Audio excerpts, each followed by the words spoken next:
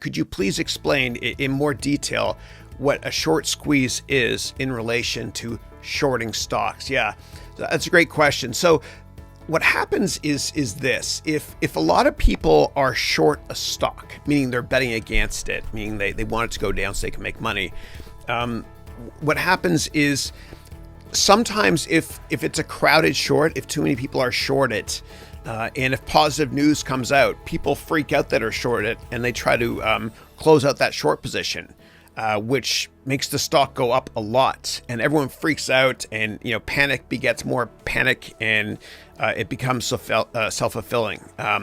So let me give you a real example, actually, using an actual stock. Okay. So let's say that a lot of hedge funds and investors in general think that GoPro stock is going to go down a lot. And they think it's going to go down a lot, hypothetically speaking, because a lot of people are using these things, iOS devices and Androids, to take videos. And why would you need a GoPro? Okay, let's just say that a lot of hedge funds think that's going to happen. So they want it to go down. So what they do is they call up their prime broker, meaning an investment banking trading floor like a Goldman Sachs, UBS, Morgan Stanley, etc. And they say, I think that GoPro, ticker GPRO, is going to go down a lot. And I want to borrow shares from you. If you can find somebody to lend me those shares, that'd be great. And get back to me when you can.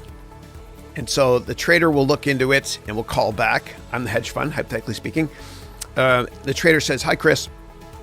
I've got a client that will lend you his GoPro shares, but he wants to charge you, 5% per year on an annualized basis to borrow those shares. I'm like, yeah, that's cool, man. I think it's going to go down 50% this year, so I don't mind paying the 5%. That's fine.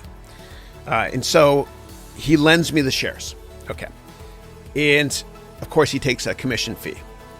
So I borrow those shares. Okay, I borrow them. Then what I do with those shares is I sell them on the open market. Let's say GoPro is $10 now, hypothetically speaking. I sell them on the open market at $10. And I think that GoPro is going to go down to $5. And I want it to go down. And when it goes down to $5, what I'll do is I will buy those shares back from the open market and return those shares to the prime brokerage firm that will give them to the shareholder. And I'll make money on that 50% spread, minus the 5% yearly fee if I held it for 12 months. Let's say I did that. And let's say that a ton of other hedge funds did what I just did. Tons of hedge funds. Everybody, hypothetically speaking, thinks GoPro is going to go down. And so what happens is if any slightly positive news comes out, like GoPro releases earnings, or they release an amazing new product that should have a camera on both sides like DJI has, any good news comes out, the people that are short GoPro are like, oh my God, I didn't know they were going to come out with that product. Or I didn't know earnings were going to be this good. Oh my God, I'm going to close out my short. I'm going to buy back the shares and return them right away. And that creates what's called a short squeeze. Okay, so your profits get squeezed. So if I'm short it at $10 and instead of it going down to $5, which is what I want, let's say it goes up to $20. I'm like, oh my God, this is terrible. The stock keeps rising. Let me close it out. And everyone else is freaking out because when it comes to Wall Street and investing, people are more so creatures of emotion than they are creatures of logic. And so everybody says, screw this, man. This is positive news. I'm out of here. And they cover the short and they return the short. And that causes a panic amongst hedge funds that are short and other investors that are short GoPro as they try to get out of that position as quickly as possible. That's what a short squeeze is. Okay, it's when positive news comes out that people weren't expecting that are betting against a stock, meaning people that are short sellers. And what you always want to look at is the short interest ratio. And you never want to short a stock that has a very high short interest ratio, meaning the amount of shares short divided by the average daily traded volume.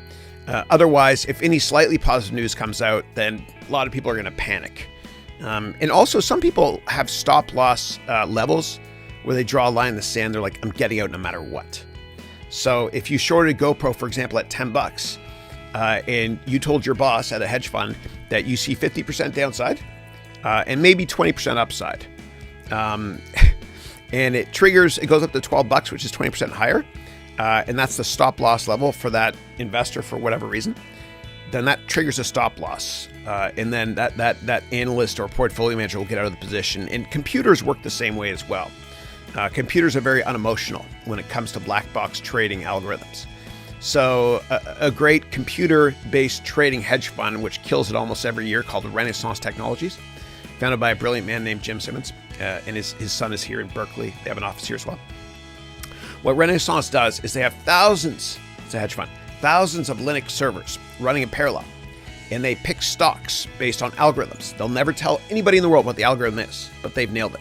So for example, if it's raining a lot, then they might short restaurant stocks because people don't go out to eat as often when it's raining, for example. And they also have stop losses in place. You know, if technically a stock breaks out, like GoPro, for example, goes about $12, then Renaissance will cover, hypothetically speaking. And then what happens is a lot of times these trades get very, very crowded, which leads to a short squeeze.